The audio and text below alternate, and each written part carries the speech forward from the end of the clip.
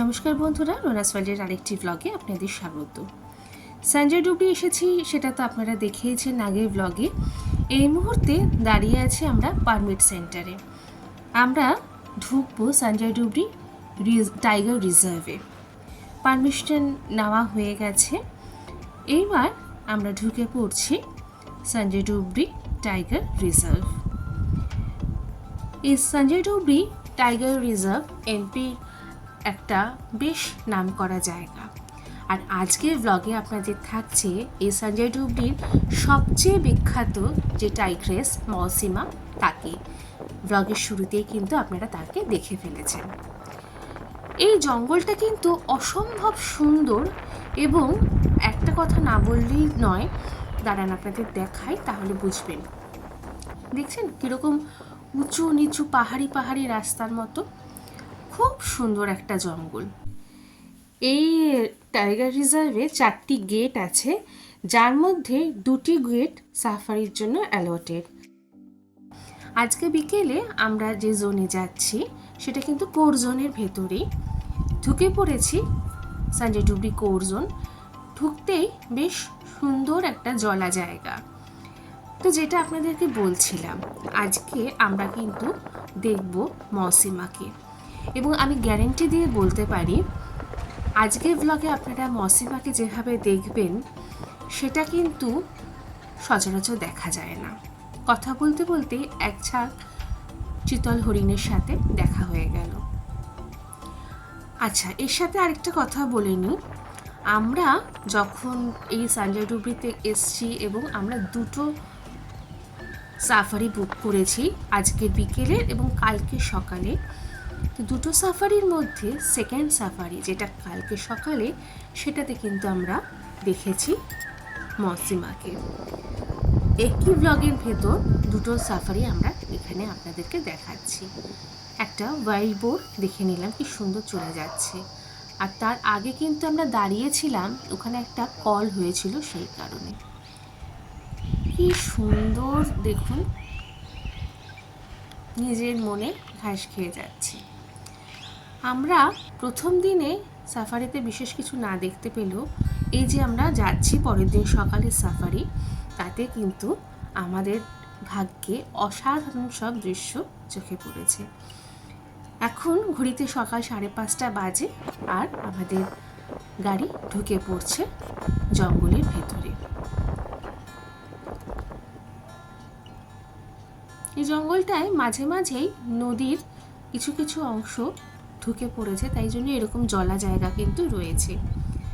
এখানেও একটা কল হয়েছিল, তাই জন্য আমরা দাঁড়িয়ে রয়েছিলাম। তারপরেই দেখুন কি সুন্দর সকালবেলা হরিণের রাস্তা পার দেখা, অপূর্ব সুন্দর কিন্তু এই দৃশ্য। আমি জানি না ক্যামেরা কতটা ধরতে পারছে, তবে কিন্তু চোখ ভরে এই দৃশ্য দেখা। কি অপূর্ব সুন্দর জঙ্গল দেখতে পাচ্ছেন, চোখ বুজে শুধু জঙ্গলই দেখা যায়। আরেকটা কিন্তু কল এসছে, আমরা ওয়েট করছি সেই জন্য। এই যে যিনি আমাদের গাইড, উনিও ওয়েট করছিলেন। তখন সকালবেলা এতগুলো কল দেখে কিন্তু বাঘের দেখা না পেয়ে আমরা খুব হতাশ হয়ে পড়েছিলাম। তখন আমাদের যিনি ড্রাইভার আছেন, উনি আমাদের বললেন চলুন আগে আপনারা ব্রেকফাস্টটা করে নেবেন, তারপরে সেকেন্ড রাউন্ড আমরা যাব। চলে এসেছি সঞ্জয় ডুবরি ব্রেকফাস্ট পয়েন্টে। এখানে ওয়াশরুম আছে, আর পরপর পরপর অনেক গাড়ি দাঁড়িয়ে আছে, যেখানে সবাই আপনারা জানেন গাড়ির বনেটের ওপর খাবার রেখে আমরা খাই। খেয়েই বেরোতে বেরোতে আরেকটা খুব সুন্দরভাবে ওয়াইল্ড বোর রাস্তা ক্রস করছে, সেটা দেখতে পেয়েছিলাম। দেখুন হঠাৎ করে ও বুঝতে পেরেছে কেউ সামনে আছে, দৌড়ে দৌড়ে, কিন্তু এই যে যার অপেক্ষায় আমরা ছিলাম সে চলে এসছে, সঞ্জয় ডুবরি ফেমাস টাইগ্রেস মৌসিমা। এই যে এখন 4 মিনিট 44 সেকেন্ড, তারপর থেকে প্রায় 10 মিনিট, মানে সরি ভুল বললাম, 6 মিনিট, মানে পুরো ব্লগটাই আপনারা কিন্তু শুধু মৌসিমাকে দেখবেন, আর ঠিক কিভাবে দেখবেন, এইভাবে।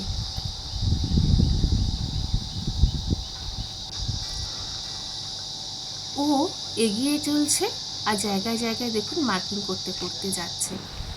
তারপর এই যে দেখুন, জাস্ট উল্টো দিকেই আমাদের দেখে একবার দাঁড়িয়ে পড়লো, দাঁড়িয়ে পড়ে পিছন ঘুরে দেখে আবার সাইডে করে চলে গেল।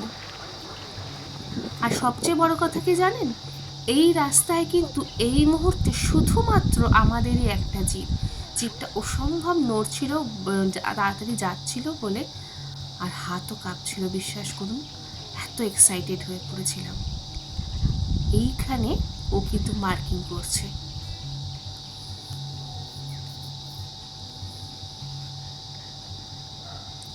দেখতে পাচ্ছেন আশেপাশে কোথাও কোনো জিপ নেই, শুধু আমাদের জিপটা।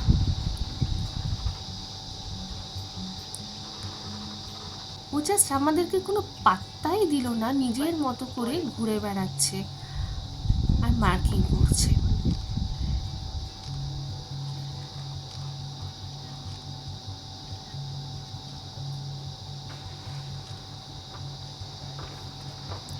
ও যে এগিয়ে আসছে, আমাদের ড্রাইভার সাথে সাথে বেশ খানিকটা আবার পিছিয়ে নিল, কিন্তু ও কিন্তু মাঝ রাস্তায় আবার বসে পড়ল।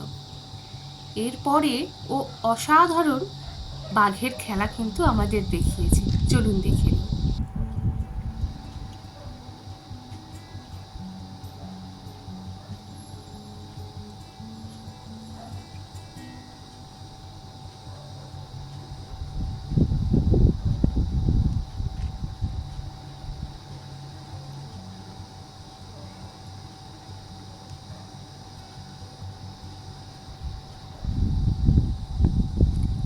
এতক্ষণে একটা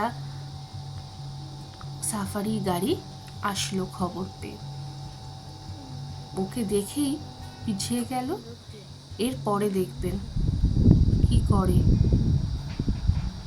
জাস্ট ওখান থেকে বেরিয়ে গাড়িটা পেছনের রাস্তাতে গিয়ে দাঁড়িয়ে পড়ল।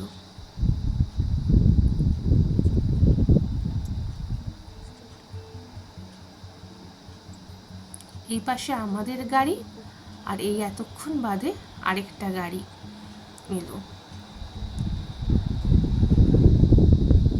তো মৌসিমা লেজ নাড়িয়ে নাড়িয়ে নিজে কিন্তু খেলেই যাচ্ছে।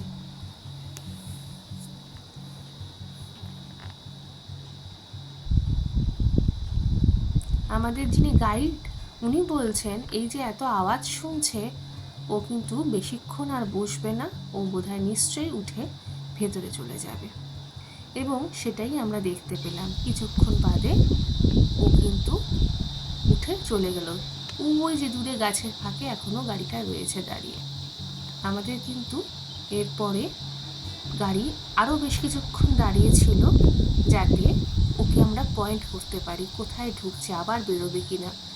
আমিও চেষ্টা করেছি একটা রাউন্ড দিয়ে আপনাদের বোঝাতে যে কোন রাস্তা দিয়ে যাচ্ছে। আশা করি আপনারা বুঝতে পারবেন চলাফেরাটা।